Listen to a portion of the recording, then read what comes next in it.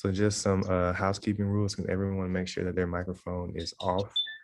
And when you are ready to speak, then you can turn your microphone back on. And if you can, whenever you are speaking, turn your camera on if able. If not, then we understand.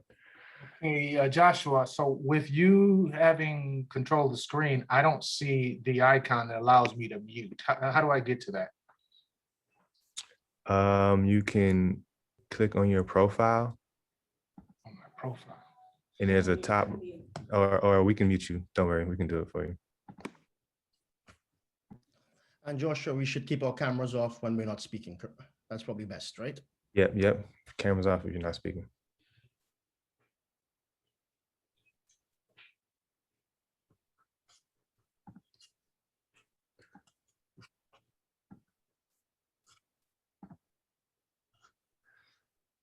All right, everyone, we're about to get started. So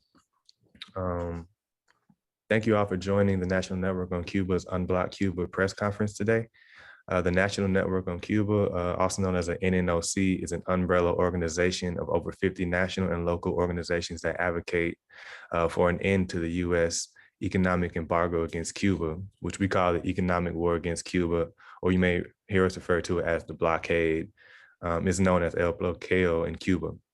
So the point of this press conference is to demand the U.S. to vote yes at the United Nations for on the resolution to end the economic embargo against Cuba. And our first speaker, who's going to give us a quick history of the blockade vote, is Cuban specialist, author, and co-chair of the Canadian Network on Cuba, Dr. Isaac Saney. So give him a welcome, y'all.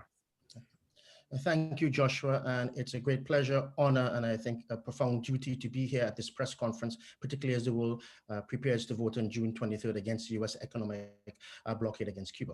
Since the early 1960s, the government of the United States has imposed on Cuba the longest lasting regime of sanctions in history. It would not be an exaggeration to describe Washington's policy as an economic war against the people of Cuba. The objective is the negation and extinguishment of Cuba's right to self-determination, sovereignty, and independence. The effort to asphyxiate Cuba is an egregious violation of the human rights of the people of Cuba and an intolerable violation of the right to self-determination. US economic sanctions and economic blockade constitute the principal obstacle to Cuba's social and economic development. The cost to the heroic island nation has been and is immense, more than $100 billion. Washington's economic sanctions against Cuba are not a simple bilateral issue between the United States and Cuba. In pursuit of its criminal and immoral policy, the government of the United States pressures and coerces other countries to participate in its regime of economic sanctions against Cuba. For example, under the Helms-Burton Act, Washington endeavors to cut off Cuba's economic links with the world. It is used to take punitive action against companies that are doing business in Cuba. Companies that carry on business with or have assets in the United States are especially vulnerable. Under US President Donald Trump, the economic war against Cuba reached unprecedented levels with more than 240 distinct and vindictive measures targeted against the island nation. The administration of President Joseph Biden, despite its promises to the contrary, has continued this unrelenting economic war against Cuba. Most cynically, in this time of pandemic, the US economic war has made it extremely difficult for Cuba to obtain medical equipment and other necessary items required to protect and preserve the health of the people of Cuba. Yet, in the midst of this aggression, the government of Cuba continues not only to protect and preserve the health of its citizens with the development of its own vaccines and treatment regimens, but also to lead the global fight against the coronavirus. I think you can get ready here. Almost 4,000 Cuban medical personnel in at least 35 countries and territories have participated in and are participating in the fight against COVID-19 in Latin America, the Caribbean, Africa, Asia, Europe, and the Middle East. There's a growing recognition that Cuba's example needs to be globalized, illustrated by the international accolades bestowed on Havana for its singular role in combating the COVID-19 pandemic. Washington's failure to isolate Cuba in international relations and public opinion is poignantly underscored by the numerous nomination of Cuba's internationalist medical contingent, the Henry Reed Brigade, for the 2021 Nobel Peace Prize. On June 23rd, the United Nations General Assembly will vote on the annual resolution, necessity for ending the economic, commercial, and financial embargo imposed by the United States of America against Cuba. For 28 consecutive years, the international community has resoundingly repudiated US policy as a flagrant violation of international law, especially violation of the Charter of the United Nations and established international law. In 2019, as in previous years, before the COVID-19 pandemic suspended normal United Nations activities, the global community overwhelmingly stood with Cuba, voting 187-3 in support of the resolution and therefore against Washington's economic war. There's no doubt that on June 23rd, given the immense global respect and stature that Cuba enjoys, the world will once again resoundingly reject Washington's more than 5-decade-long economic war against the revolutionary island and its heroic people. Thank you. Thank you so much, Dr. Saney, for that excellent brief history about the blockade and why we need to vote yes to end the blockade.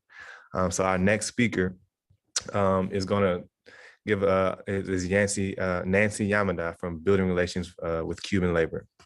So Nancy.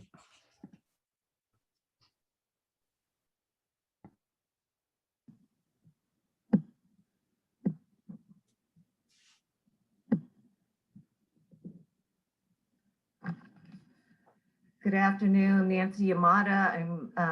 I'm talking to you from Sacramento, California, and I'm a board member of Building Relations with Cuban Labor, as well as a member of the Saving Lives Resolutions Committee. The people of this country support Cuba and oppose the blockade. Each of the resolutions that have passed represents not only months of hard work by activists, but a groundswell of support. Local, state, and national entities have passed resolutions in support of Cuba, calling for the end of the blockade. And most recently, since this pandemic and within the last year, numerous resolutions have been passed calling for medical and scientific collaboration with Cuba and recognizing Cuba's achievements in these fields, and especially in their battle against COVID-19.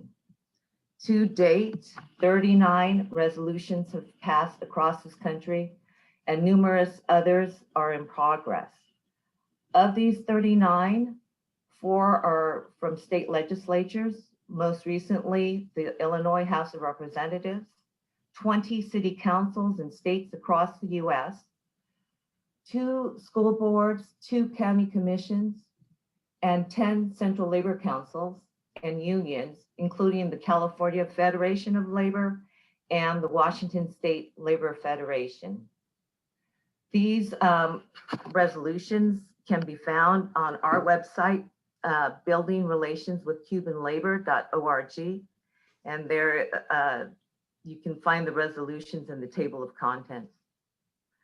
All these resolutions, we conservatively estimate that these resolutions represent 30 million people in the United States.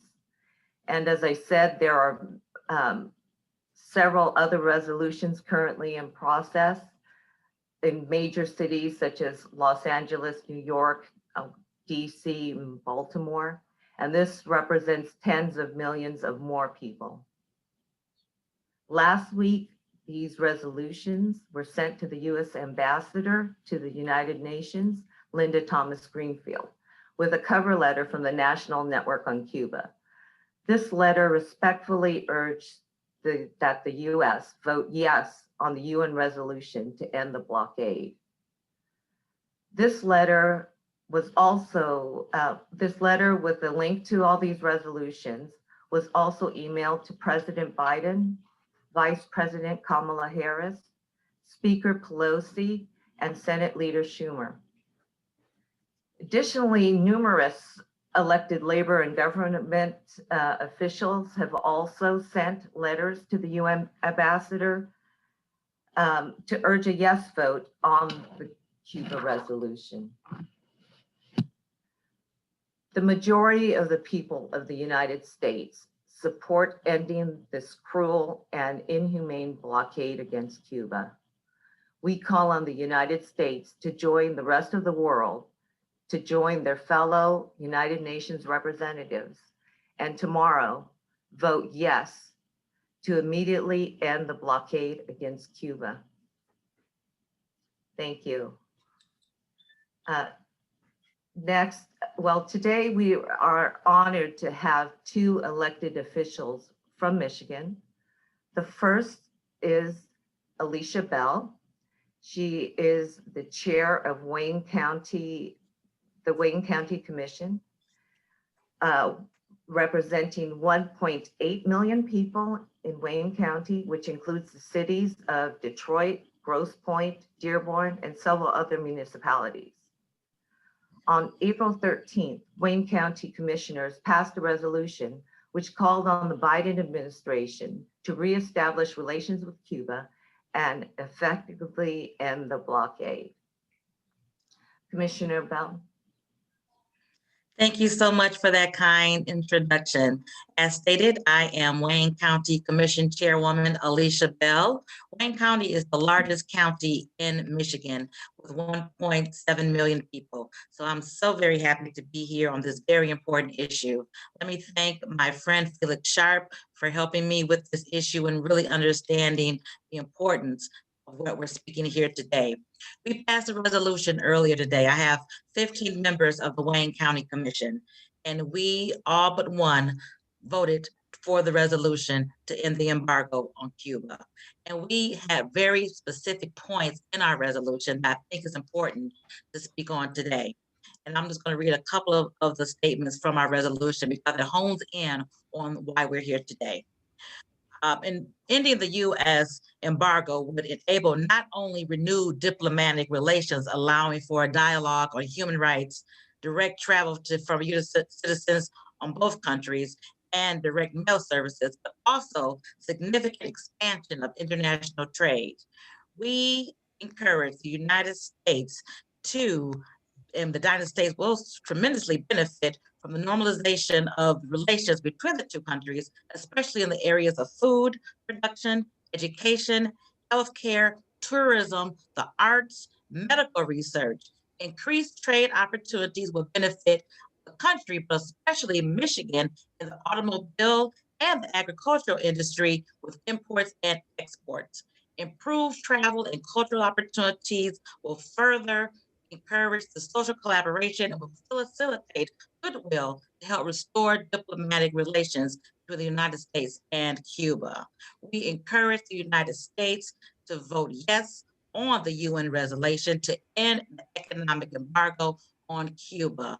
For far too long, this has been in place. As many of you know, the Congressional Black Caucus has worked long and hard on this issue. Our dear colleague, Congressman John Conyers, was a lead on making sure and trying to encourage the United States. And during the Obama years, it happened. Of course, during the last administration, restrictions were put back on. We encouraged the Biden administration to lift these embargoes so that we can continue relationships with Cuba, because it's not only important to them, but it's extremely important to us residents here in the United States. So thank you for this opportunity, and we are hopeful that the UN would do the right thing and vote yes on the United States would do the right thing at the UN and encourage all of the countries to vote to end the embargo on Cuba. Thank you so much for your time, and I turn it over to our next speaker. Thank you, Commissioner Bell. Next, we have the Honorable Sherry Gay-Dagnogo. She's a former Michigan State Representative, and she held the positions of Detroit Caucus Chair and Michigan Legislative Black Caucus Executive Chair. Currently, she's a member of the Detroit Public Schools Community District Board and a lead government affairs representative for the Michigan UAW Community Action Program. Thank you so much for that introduction, and thank you to all that has invited me today to join in this conversation, to urge our country, the United Nations, and our president and our vice president to move forward in making sure that we lift the embargo on Cuba. I'm honored as a former legislator and now current school board member to have introduced a resolution to do just that, signed by many of my colleagues on the Democratic side of the aisle. Unfortunately, my colleagues on the other side of the aisle were a part of partisan politics and did not approve this resolution in Michigan's legislature. but that doesn't mean that my colleagues that remain will stop. In fact, I was proud to also join Felix Sharpe and a delegation to Cuba in November of 2019, celebrating Havana 400 years. And so we're committed to continue this conversation in Michigan's legislature. Our Michigan Legislative Black Caucus is continuing to organize and will move forward with another trip to Cuba to examine the healthcare that is certainly more advanced in many ways than America. The great investments that we've done in other countries, Cuba deserves the same thing. And so the resolution reads as follows: a resolution to memorialize and urge Congress of the United States to develop and improve trade relations with Cuba and to study and report on economic opportunities with Cuba. Whereas the Michigan House of Representatives clearly recognize the need to develop and foster all beneficial economic opportunities for the state of Michigan, and whereas global production and distribution channels are of the utmost importance to consumers and producers and bolster the state and national economies. In 2017, thousands of Michigan businesses exported $59.6 billion in goods to other countries. These exports supported 271,337 jobs in Michigan and the rest of the country in 2019. And whereas international trade opportunities routinely change in conjunction with economic globalization, evolution in technology, and shifting political situations, it is necessary to explore and cultivate new international economic opportunities wherever they arise. Whereas Michigan has many established and growing industries, particularly in the agricultural sector, which would benefit from improved relations with Cuba. Cuba's more than 33 million consumers have been closed off to American producers for decades. A relationship between Michigan and Cuba would be mutually beneficial and foster economic growth and job creation for both parties. And whereas the United States has taken steps in recent years to rebuild trade relations with Cuba by addressing longstanding regulations and restrictions imposed on Cuban trade, travel, carrier services, telecommunications, and financial industries, the full benefit to Michigan and the rest of the country will only occur with the continuance of these efforts to ease sanctions and trade barriers. Now, therefore, be it resolved that the House of Representatives, that we memorialize the Congress of the United States to develop and improve trade relations with Cuba, and be it further resolved that we urge Cuba to conduct a study analyzing the economic opportunities relative to Cuba and publicly report on the findings of the study upon its completion. And further be resolved that copies of this resolution be transmitted to the then President of the United States and Speaker of the United States House of Representatives and the members of the Michigan Congressional Delegation. I have to just say in closing, and what we watched globally with a global pandemic with COVID-19, losing my family member, my sister, 2 colleagues, many friends across the country. We all were scrambling for what would be the best treatment. I have to applaud the work that Cuba did in leading the world in making sure that vaccinations were on deck very early on in treating COVID-19. What if America had the partnership that was necessary to realize the experts in the field of medicine that Cuba is just waiting to share with the world? We stand in unity with you today in urging the United Nations to move forward in removing this embargo against Cuba. The Michigan delegation and myself as a current school board member will continue to advocate as my late boss, Councilman Clyde Cleveland, who visited Cuba more than 27 times, to rebuild the relationships that we should have with Cuba. Thank you.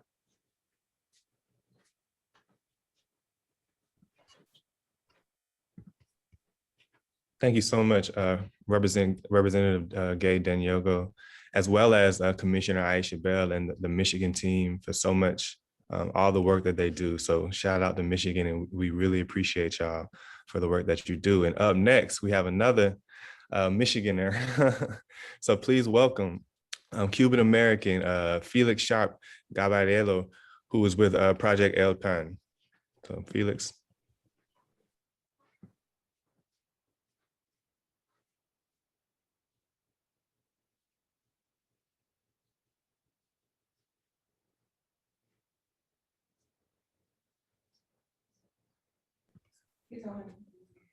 Felix, are you there?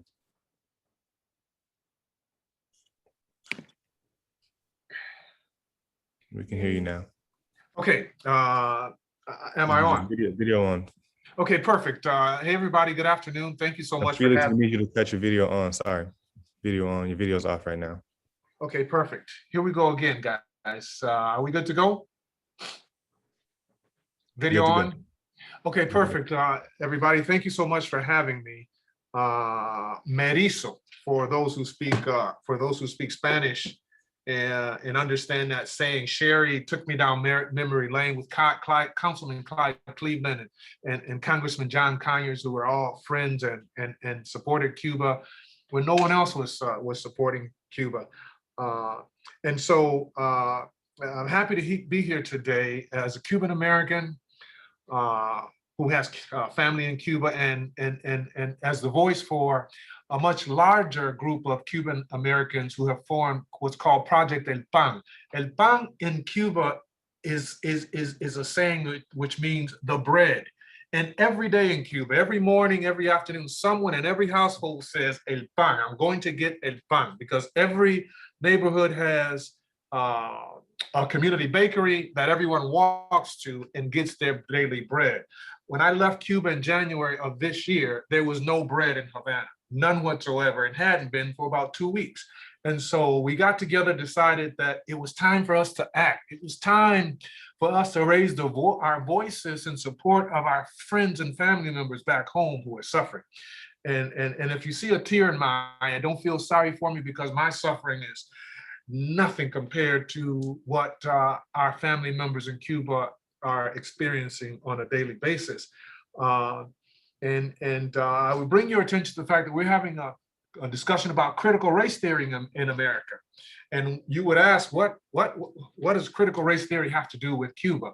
Well, in order to understand the conflict between Cuba and the United States, you have to understand that before there was Rosewood in Florida in 1923, and in 1906 in Tulsa, Oklahoma, known as the Greenwood Massacre, where there were 300 people in Greenwood and 150 in Rosewood killed. There was Cuba, where the United States ordered more than 10,000 Afro-Cuban men, women, and children shot and killed on sight because they were demanding the freedom that they were guaranteed for supporting Cuba's war against the Spanish Empire. And so those are conversations that we need to have and understand in this relationship and why it happened. Evaristo Estóñez in 1912 created the Independent Party, political party of color in Cuba, the first political party formed by people of African descent in the Americas. And that was frowned upon. So in 1912, they beheaded Evaristo and all of the leadership, and then had celebratory dinners in the town squares all over Havana with their heads hanging on poles in order to send the message, you better know your rightful place. And so critical race theory applies here as well too. But today, all Cubans are suffering. All Cubans are suffering in ways that you cannot even imagine. There's no sanitary, there's feminine hygiene products for women. Imagine that. The daily collection of food is a struggle, rice, beans, for everyone in Cuba. And it's because of US policy towards Cuba that has not been successful for 60 years. In 2014, I had the honor of shaking the hand of of President Barack Hussein Obama at Michigan State University after he signed the Farm Bill, of all things. And I said, Mr. President, the Cuban people are counting on you. And the president stopped and he looked me in the eye. He looked at my Cuban flag and he gave me the thumbs up. And 11 months later, in December of 2014, the normalization process began. I say to you today, Mr. President, Joseph R. Biden, the Cuban people are suffering unnecessarily and at the hands of US policy. We talk about hope. We talk about doing the right thing. Mr. President, President Obama abstained at the UN Council and set us on a different path. The previous president took us back 70 years and implemented policies to choke off and create struggling on a peaceful people. That is un-American, Mr. President. I beseech you, do the right thing. Do the right thing and let my people go, Mr. President. Free the Cuban people. Thank you for having us, and let's give hope a try.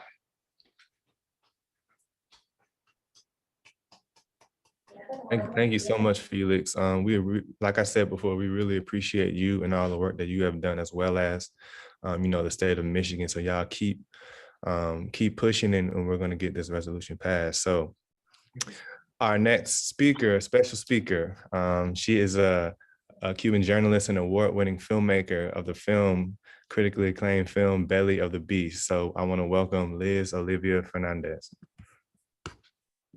Thank you for having me. Since I was born, I've been hearing about the blockade. In Cuba, we call it the blockade instead of embargo, and there is a good reason for that. The two words don't mean the same thing. According to the dictionary, an embargo is an official ban to stop trading to another country.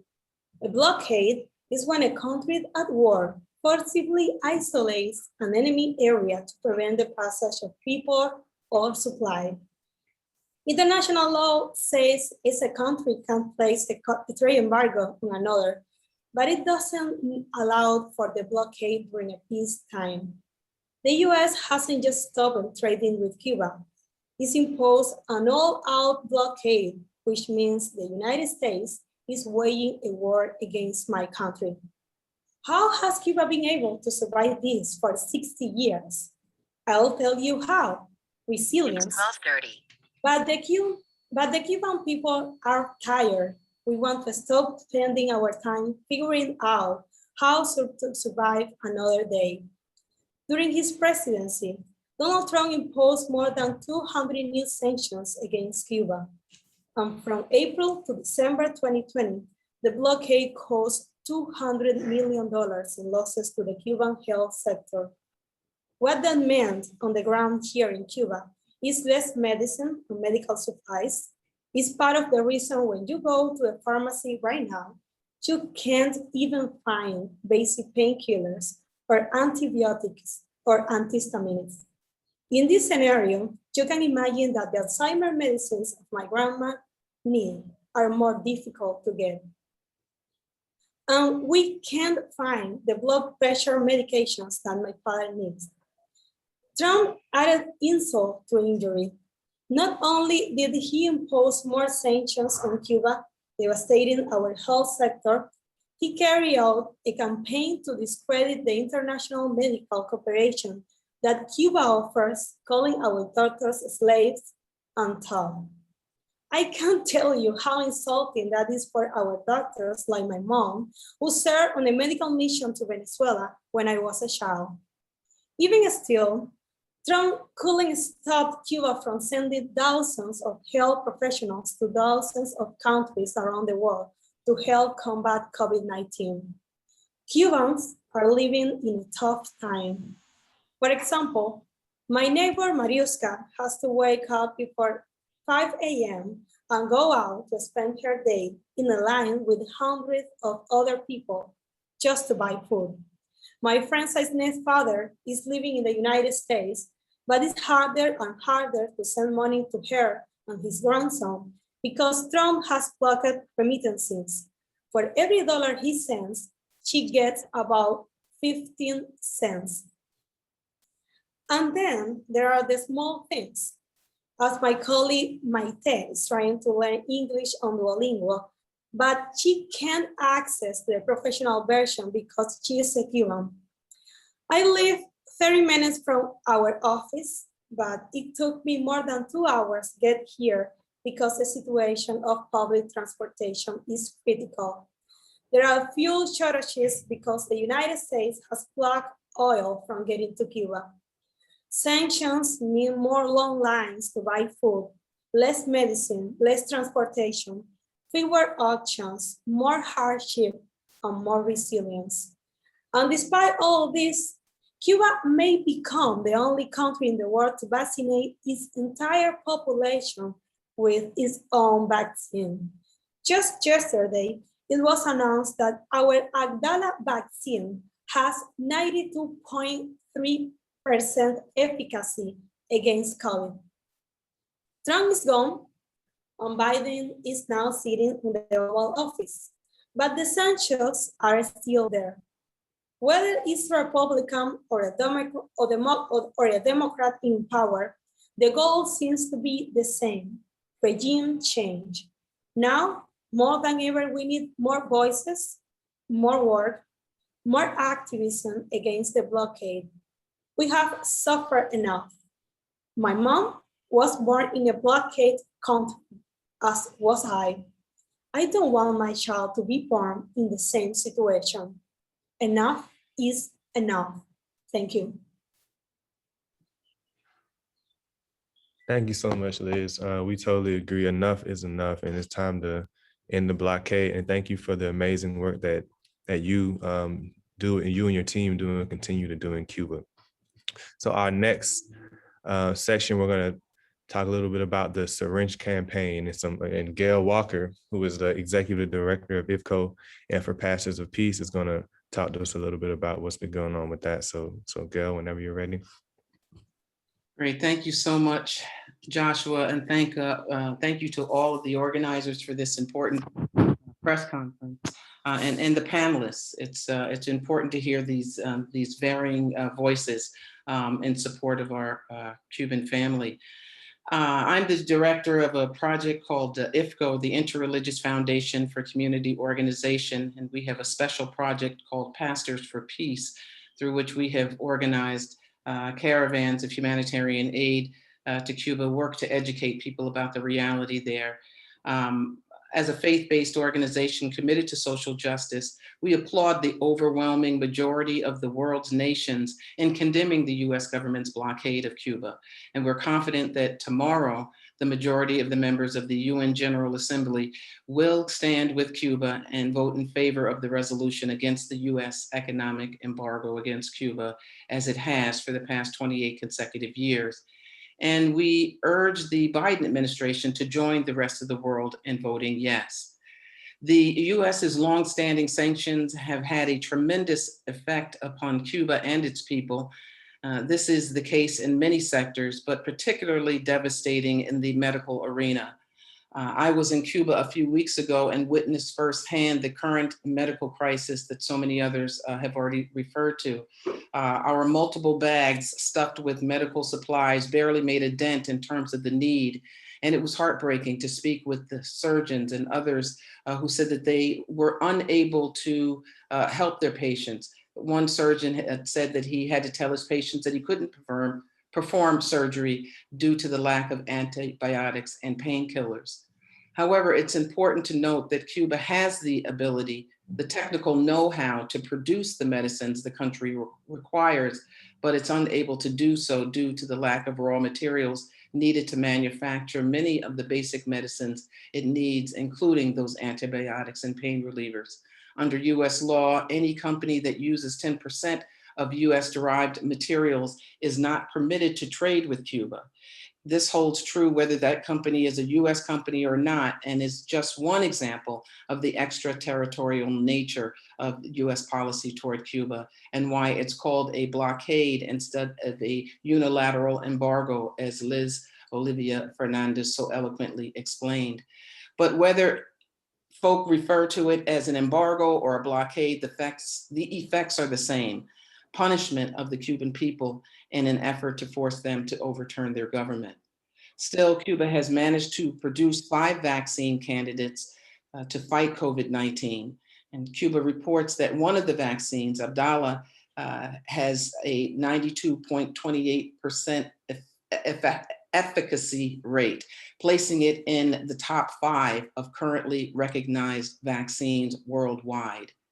Ironically, while Cuba has managed to produce effective treatments for COVID, the small island nation has a shortage of syringes to help get shots in the arms of the Cuban population. And that's why the Syringes for Cuba campaign, organized by the Global Health Partners and supported by the National Network on Cuba's Saving Lives campaign, has raised $400,000 to purchase 4 million syringes and is currently working to raise another $100,000 to purchase an additional 2 million syringes. And these are in addition to syringes sent from others in the international community.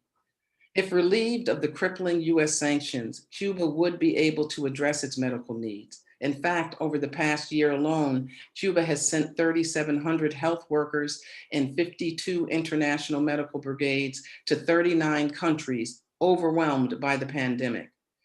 Cuba's international medical brigades have treated patients and saved lives for the past 15 years in 53 countries, confronting natural disasters and serious epidemics, such as the Ebola crisis in West Africa. Cuba has pledged to produce 100 million doses of its COVID-19 vaccine to meet its commitment to share its low-cost vaccines with poorer nations in the developing world. Another example of Cuba's medical internationalism are the medical school scholarships the Caribbean island offers young people from various nations, including the United States. My organization, IFCO, is proud to facilitate this opportunity for US students. Today, we're proud to say that there are nearly 200 US graduates of Cuba's Latin America School of Medicine, with nearly 60% practicing in underserved communities across the United States. As Cuba struggles to confront its current medical crisis, her friends in the international community, and particularly those of us in the US, the very country that has maintained the punishing sanctions for more than 6 decades, educators, social workers, labor activists, clergy, and many more, those of us who make up the National Network on Cuba will continue to stand up, speak out against this unjust blockade, and continue to work for normal relations with our southern neighbor. Thank you.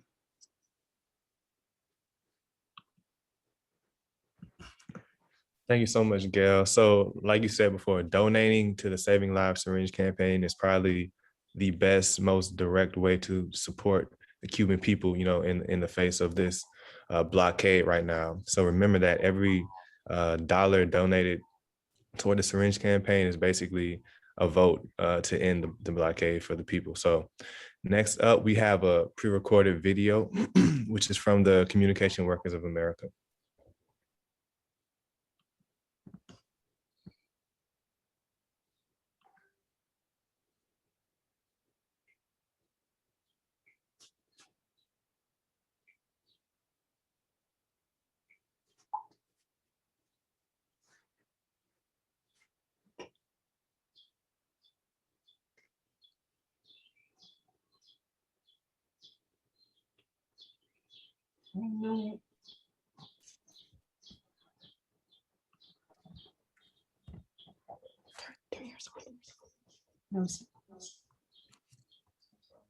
Longer, and I'm a member. Okay, we'll come back to that later. Sorry, y'all. It seems we are having technical difficulties right now. I don't think the sound is playing for the video, but we will try again later at the end of the press conference. So with that being said, our final speaker, last but not least, the president of the A. Philip Randolph Institute in Seattle and member of the International Longshore and Warehouse Union and Million Worker March Movement, Gabriel Prowl. So please welcome. Thank you for that generous introduction. You know, want to address the question on why I support the end to the blockade and the embargo against Cuba. And I would like to start with a quote from A. Philip Randolph, because I'm a trade unionist, and I want to speak in that perspective. The essence of trade unionists is social uplift. The labor movement has been a heaven for the dispossessed, the despised, the neglected, the downtrodden, the poor. That tells me that labor has a responsibility to be front and center on this issue. Last week, the International Longshore and Whales Union at our convention passed a resolution that puts us on the right side of history to donate $10,000 to the campaign to send syringes to Cuba and support to the end of the embargo against Cuba. I also sent a letter to Vice President and President Biden, Vice President Harris, and legislators and members of Congress to support this effort. I want to be clear. This is a human rights issue, not a political issue. We need to end this sanction. You know, America has bigger problem. They should be putting sanctions on white supremacy, the KKK, the Trump supporters. They should be, these are the people that are perpetrating voter suppression, denying the rights of Black and Indigenous people, the human rights right here, their birth rights right here in this country. As we celebrate Juneteenth, 156 years later, and we just made it a federal holiday. Yes, 156 years later, too late. America, if you're not going to lift up the sanction against the people of Cuba now, then when? If you're not going to give the Cuban people the right to determine their future now, then when?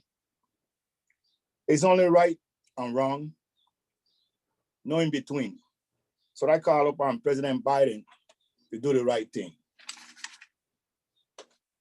Do the right thing, not wait 156 years later. Vice President Kamala Harris, do the right thing. You have the opportunity to be on the right side of history, to create, I should say, to determine your legacy to be one that the generation in the future will be proud of. Taking this action could put you on the right side of history. You know, I wanted to make a quote from Dr. King.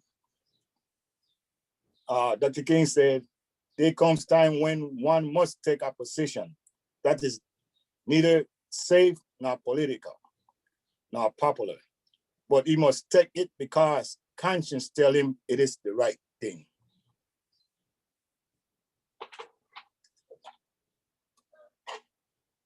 I want to say, and I'm closing this, we have to make this change of being part of the human race. We have to end this because Cuba has put its mark in history of the work that Cuba has done when it came to the pandemic, when it came to the Ebola, and many things. Cuba has stepped up and do its part in history and put its stamp on history to help humanity. It is a shame that we have to be still talking about this. It's time to end this. It's time to get on the right side.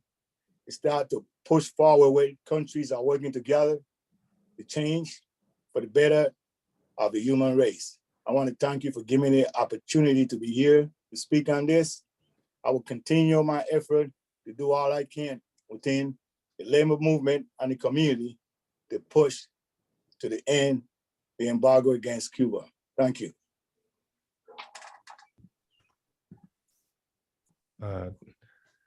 Thank you so much. And thank you for, your commitment to the struggle of oppressed people, around the world, and the solidarity that's being displayed. And I think you summed it up perfectly. It's just time to do the right thing.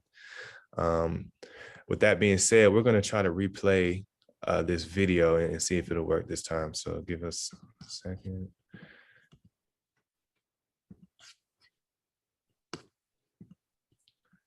All right. Hi, my name is Robert Longer, and I'm a member of CWA, the Communications Workers of America. I support the Syringes for Cuban Workers campaign because it's important to show solidarity, especially with Cuban workers who are impacted doubly by COVID and the blockade. I support and urge you to do so as well, the Syringes for Cuban Workers campaign. Thank you.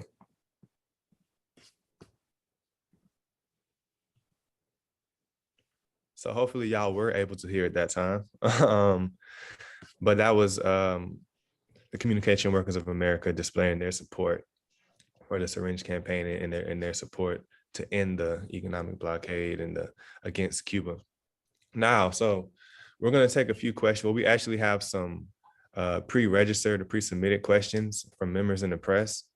And but before that, I wanted to address a raised hand from Dennis King.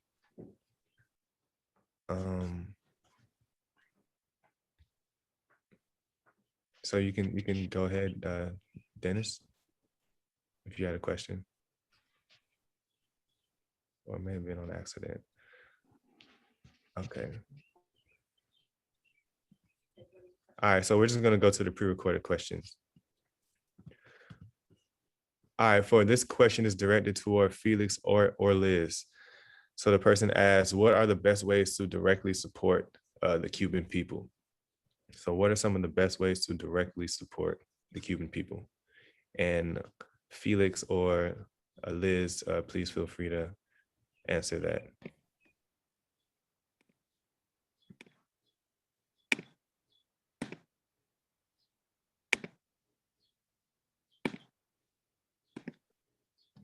Felix, we can hear you, we just can't see you. Okay, perfect. I was trying to get the video started. So the best way to support the Cuban people need support right now, not tomorrow, because they have to eat tomorrow. They need basic daily essentials, medications. I have several cousins who are medical doctors in Cuba, Oliva Fernandez, Barbara Sharpe at Calixto Garcia, and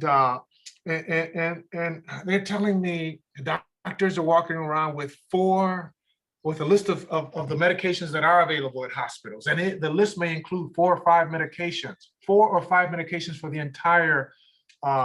the entire hospital and for everything that they have to care for. We in Project El Pan are preparing and are working with Church World Service, Global Health Partners, National Network on Cuba, and many other collaborative organizations to begin to ship containers of dry food, goods, and basic daily essentials to Cuba.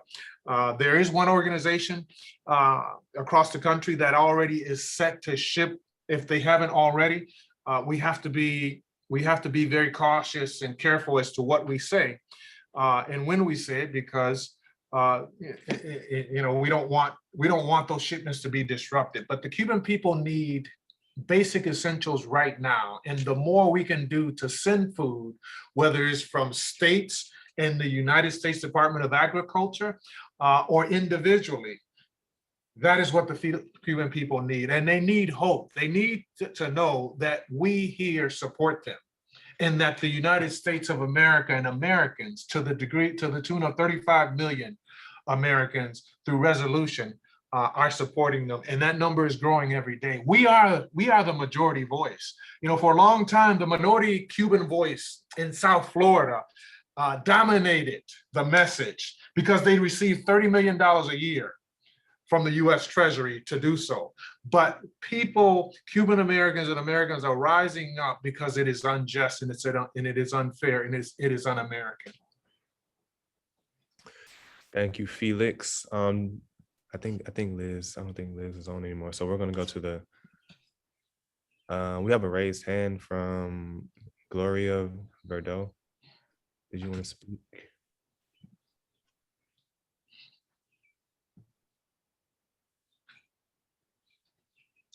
Gloria?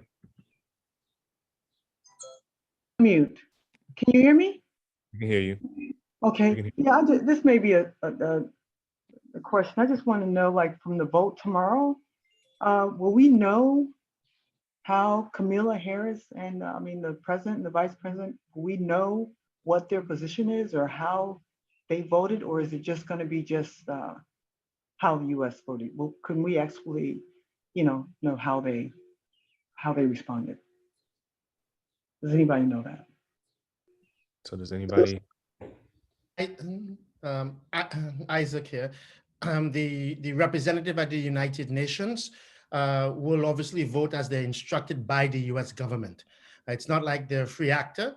They may decide in a moment of perhaps moral clarity to be a loose cannon on the deck of ship, but they will vote as they've been instructed by the US administration.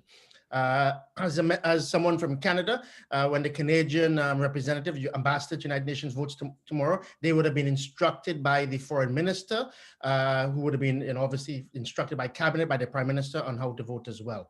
So the vote tomorrow will clearly, I would say almost 99.99% reflect the political positions and the stance of both Biden and Kamala Harris. Thank you.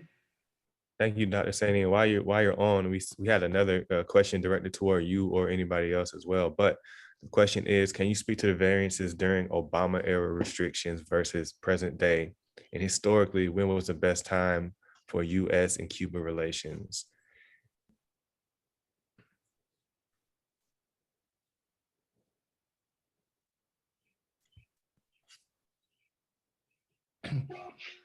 Well, I think there are other people on the call who perhaps can talk much more authoritatively to that.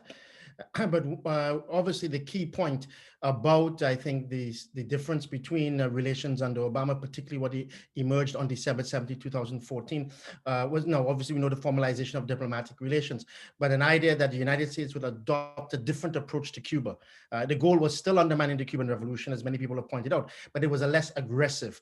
And so there was an encouragement of encouraging US businesses to have more interaction with Cuba, as well as you didn't have these more than 240 different distinct measures that persecute Cuba. So in a sense, the Office of Foreign Asset Control of the US Treasury Department has really been empowered under Trump and continues to do so under Biden to take a microscope across the world to target all of Cuba's transactions. So as many people probably know, that the US dollar is the reserve currency of the world. Over 60 to 70% of world trade takes place denominated in US dollars.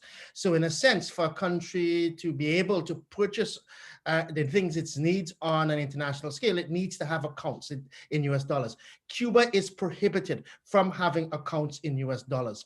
Banks that hold Cuban accounts in US dollars, even though they're outside the United States, like for example, UBS Bank in Switzerland, can be fined hundreds of millions of dollars, right? And the reason they do that is not only to restrict Cuba, and the reason why those banks pay those fines is they can be excluded from the SWIFT system of international transactions, right?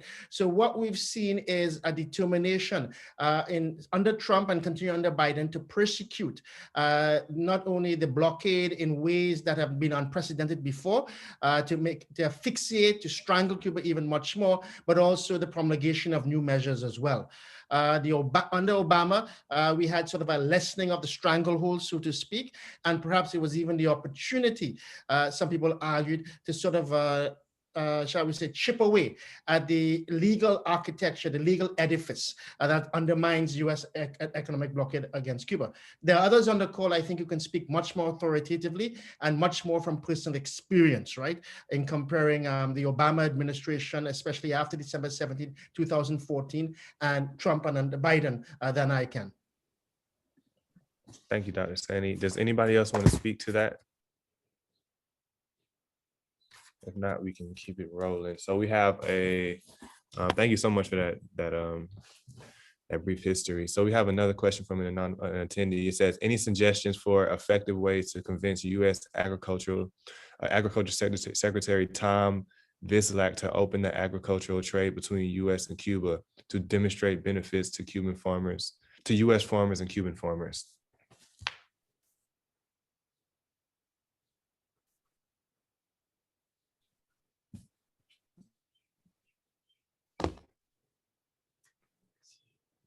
Anyone, does anyone want to speak to that? Or if not, we can keep it moving.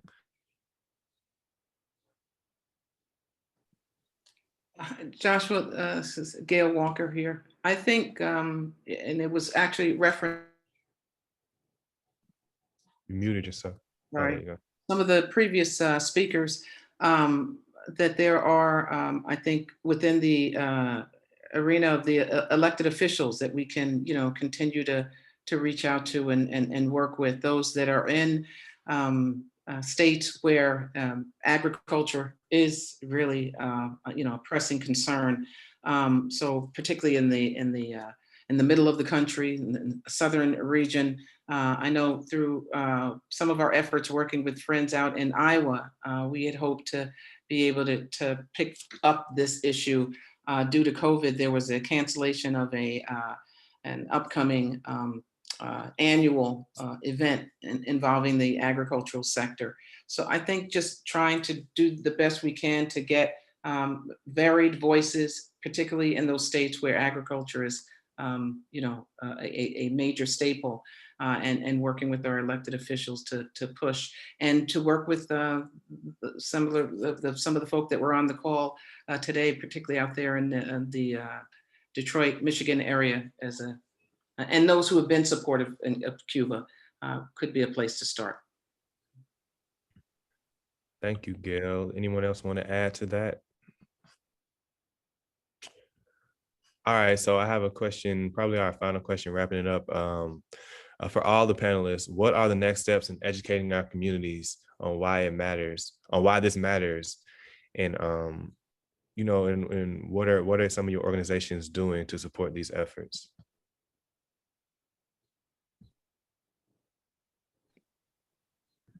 Felix, I see you have your hand raised, so you can go ahead. My video is off, but we're starting it. And so what are the next steps? The next steps with regard to the Cuban-American community is that we are realizing more than ever that it is time to unify. It doesn't matter whether you're left or right. The ultimate focus and the importance here is the well-being of the individual Cuban families in Cuba. And our politics, whether we support the government or not, should not determine whether people should be able to eat or receive medical and healthcare in their society. And so we are setting out on campaigns all over the country, whether it's educational campaigns or caravans. Carlos Lasso is walking from Miami to Washington and will arrive there soon enough to make some noise. And we're going into the community where we are allowing Cuban Americans to voice their support for the normalizing of relations. Because for many years, the larger Cuban American voice in this country, the majority Cuban American voice was silenced. And now we're creating opportunities for those people to feel comfortable to raise their voice in support. And we're winning that campaign, for lack of a better term. Thank you, Felix. And I think Nancy wants to add on to that. One of the things that you can do is to pass resolutions. Resolutions are not only, to petition your Congress people, but it is to educate your local elected officials and your community. You can, it's a community groundswell that you need to pass these resolutions.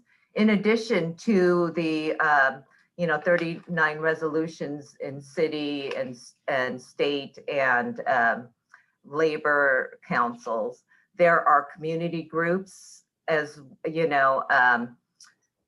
neighborhood groups. There's, Democratic parties, the Miami-Dade Democratic Party, as well as the California Democratic Party. It's an opportunity to educate not only the constituents of this group, but the general public. So that's one way to get and garner support. Thank you. Thank you so much. And lastly, we have Gabriel who wants to add on to that.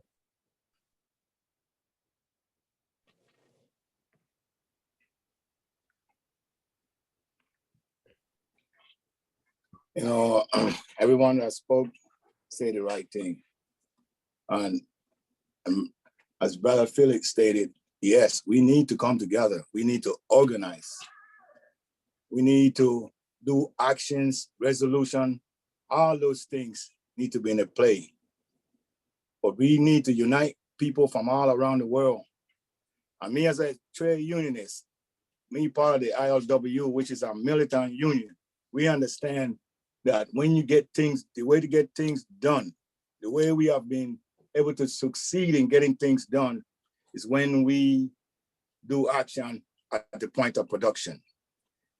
And you can imagine that labor comes together one day and shut it down. Nothing moves. Everything gets silenced. We'll get some action. You can just take that and amplify it. If the world come together, you shut it down, we will get things done. That's what it's going to take for us to really, really make the change that we need to make. It's using the power of our labor to make the change. Because we'll push those that are in charge of those in office, elected official, to push them to do the right thing. So I think that that will make a big play in this fight that we are dealing with as a human race and as a people, because this struggle is not just here, Cuba is all over the world, and we need to come together to bring some end to all of this. Thanks. Thank you so much, Gabriel, and everyone. So, we're coming to an end. So if your question was not addressed, we will follow up with you directly. So if you drop the question in there and it wasn't addressed, we're going to get back with you. But other than that, thank you all. Thank you to all the people in the organizations who have spoken out today and continue to speak about why we must stand in solidarity with Cuba and the Cuban people. In solidarity, we demand the U.S. once again vote yes to end the economic blockade against Cuba. To vote yes. Please spread the word about the syringe campaign, as a contribution to the campaign is a vote against, is a vote against the blockade. To learn more, or if you have more questions, feel free to reach out to any of the organizations who have contributed today. This recording will also be available on our Facebook, on NNOC's Facebook, YouTube, and other platforms in the near future. So thank you again for your continued support. And we will win. So thank you all. Thank you, venceremos.